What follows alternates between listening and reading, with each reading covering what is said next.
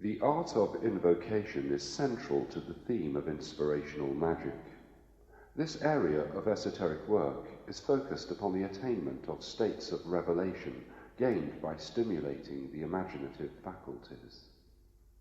This is achieved through spoken poetic orations, focused in theme, and which contain resonances of tone and lexical content designed to be sympathetic to the subject of the rite.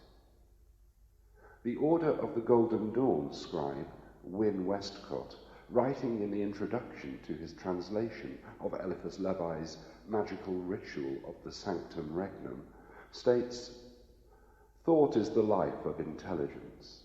Words show the creative force of thought, while actions are the last effort of words. Words have been spoken, thought has been translated into action. The act of creating speech has taken place. A word is the requisite formula of a thought. An act is an exhibition of will. This is why prayer is a necessity and may obtain all that it asks. A prayer is a perfected act of the will. It is a link connecting human words with the divine will. All ceremonies, consecrations, ablutions and sacrifices are prayers in action, and are symbolic formulas, and they are the most potent prayers because they are translations of word into action, showing willpower and persistence, and so they constitute real work. The classical model of esotericism, based upon the law of as above, so below, taken from the hermetic work known as the Emerald Tablet of Hermes Trismegistos, is dependent upon the concept of macrocosm and microcosm, that all things manifest within the creation have a correspondent sympathetic link with greater and higher forms held to exist in the spiritual realm. According to the classical schools of hermetic philosophy, evidenced by the works of such notable authorities as Paracelsus and Cornelius Agrippa, certain plants, metals, animals, and according to the abbot Trithemius, even angels, were held to possess a sympathetic link with the planetary powers. In the pre-Christian pagan world, by the time of the Roman Emperor Augustus, each of the classical gods were associated with one planetary power or another, and their priesthoods demanded sacrifices or propitious offerings traditionally accepted to be pleasing to that particular deity. Specific perfumes were burned, and the feast days of the gods were celebrated in the knowledge that all appropriate measures had been taken to ensure that the deity found his temple fit for habitation. The modern occultist employs similar methods to access the spiritual qualities of the divine energies, employing rites of enchantment to work towards the attainment of a privileged perspective. He or she employs the art of invocation within the context of a meditation or within a ritual environment to gain a harmony of mind and temperament consistent with the particular harmonic of each invocation, in order to access a particular thread within that tapestry of many varied threads which synthesize our experiential frame reference of the universe. The formula of invocation relies heavily upon enchantment and glamour, employing specific terms and metaphors combined with appropriate rhythm and metre to provoke a response within the individual. Just as watching a horror movie can inspire fear, and a mournful romance can inspire tears, the delivery of the invocations and calls employed by the occultist can call forth a response within the individual particularly tailored to a specific mood. This is an art more sophisticated than the recitation of verbal affirmations or any Think Your Way to Success and Happiness program. The invocations seek to appeal to deeper levels of the human consciousness than the intellectual mind, and seek to appeal to the imaginative unconscious and inspire an instinctive response which may be focused by the intellect. The harmonics of each planetary throne can be thought of as similar to mathematical sets. just as mathematics organizes sets of integers, such as a set of even, odd, or prime numbers. Certain areas of the human condition are organized into thematic categories by the esotericist, employing traditional law and methods, and these sets fall under the sway of one planetary power or another. When performing a rite of a particular planetary power, the occultist has made sure to previously identify the qualitative harmonics of that power to ensure that the rite is consistent with the intent of the working. If calling upon the qualities of Mars, courage and willpower, he will decorate his environment with objects associated with martial things, play stirring music, hang red cloth banners the colour of Mars, and read aloud the requisite planetary invocation before beginning a period of meditation upon the energies raised. Jupiter, the planetary dignity corresponding to the father figure god of the Greeks, Zeus Pater, might be invoked in matters where the occultist seeks to attune his frequency of perception to the abundant treasury of Jupiter's benevolent energies. The influence of Mercury might be invoked to inspire intellectual health and success. The moon for poetic inspiration.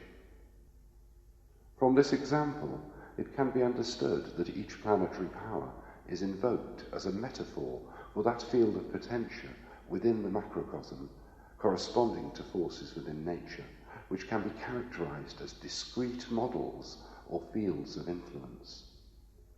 Throughout the invocations, each planetary power is addressed using its Hebrew title. Saturn as Shabbatai, Venus as Nogar, and Mercury as Kokab. The sun and moon are also traditionally regarded as planetary powers within the discipline of astrology, and their respective invocations contain their own unique metaphors. The influence of Saturn, addressed as Shabbatai in the invocations, is essentially protective.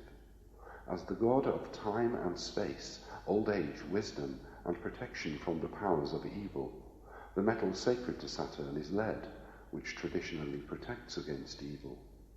Saturn's influence is spread over all the jewels of the earth, and the 96 points of the 16 geomatic figures employed within the Golden Dawn tradition are representative of this, and called upon within the invocation of this planetary power.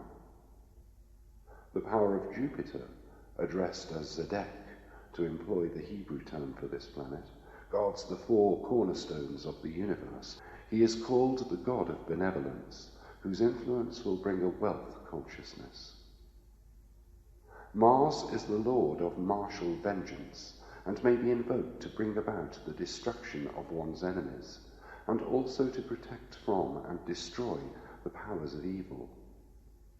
In this manner, Mars protects in the same fashion as Jupiter, but destroys as it does so. The influence of Mars is capable of bringing about a change in affairs whose effects seem irrevocable.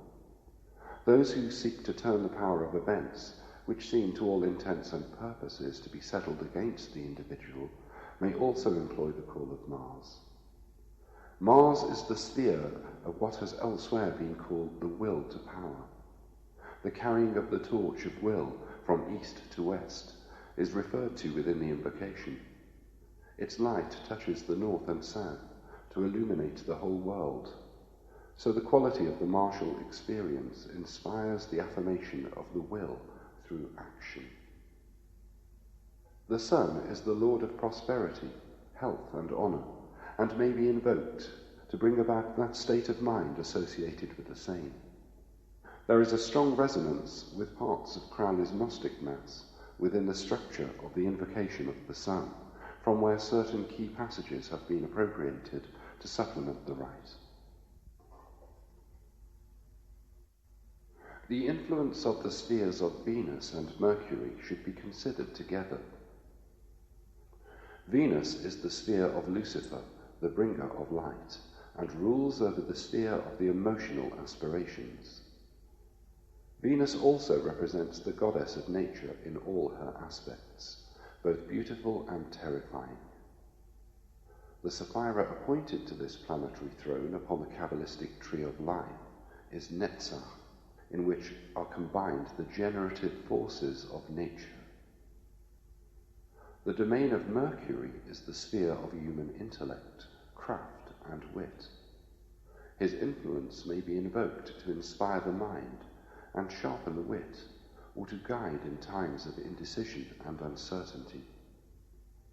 Mercury was the messenger of the gods, and is also interchangeable with the Egyptian Thoth, the scribe of the gods. Mercury corresponds with Hod upon the tree of life, whose majesty is resplendent within the forms of nature. When we are dealing with these forms of nature, we are actually more concerned with information coding of one form or another. This might be variant DNA, or the hierarchy of design of the periodic table of elements. The influence of the planet Venus as Netzach can be thought of as the raw data of nature, and the influence of Mercury as the innate formulas which organize the raw material into living organic forms. The moon is the mistress of wisdom and the mirror of truth. She reveals her secrets in dreams and visions, and the power to create glamours is hers to bestow. The qualities of the moon's influence can vary according to the phase of the moon, whether waxing, full, or waning. The invocation of the moon is ideal for those seeking to attune themselves to the intuitive, reflective side of their nature, or for promoting environmental atmospheres which may encourage imaginative creativity.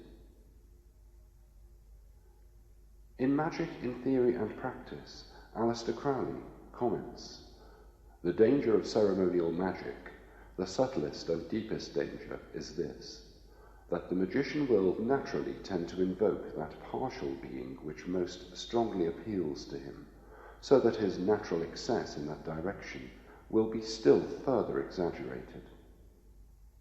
Let him, before beginning his work, endeavour to map out his own being, and arrange his invocations in such a way as to redress the balance."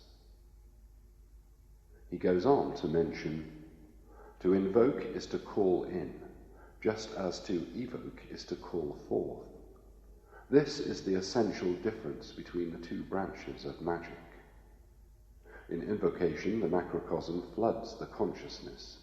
In evocation, the magician, having become the macrocosm, creates a microcosm.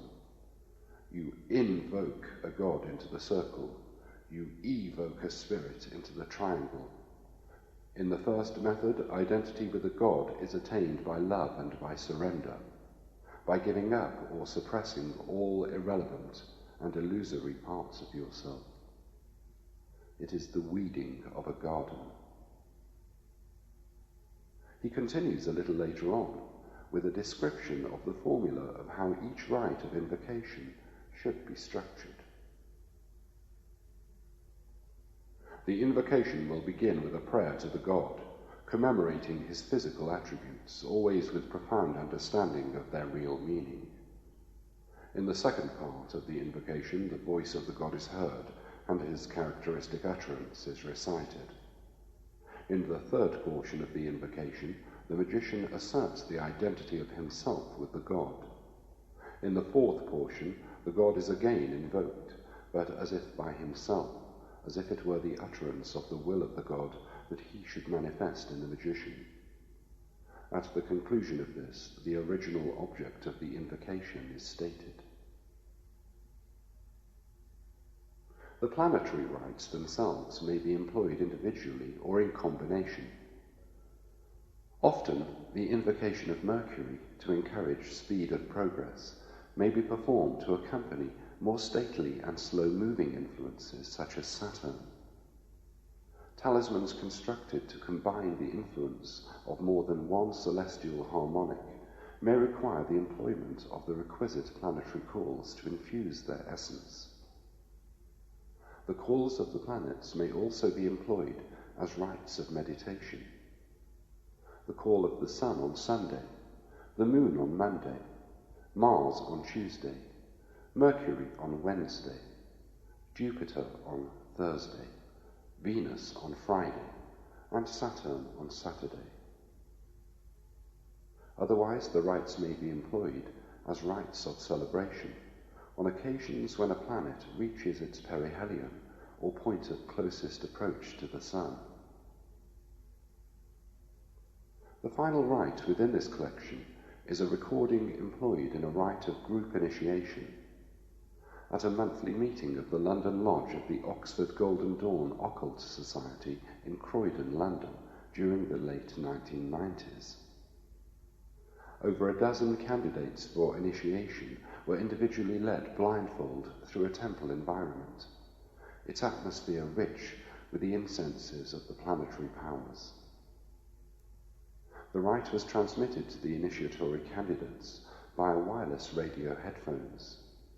At the climax of the rite, each candidate was seated upon a throne within the western quarter of the circle and wrapped lightly from head to toe in fine silken cloth to stimulate the sense of being wound about by the serpent of wisdom.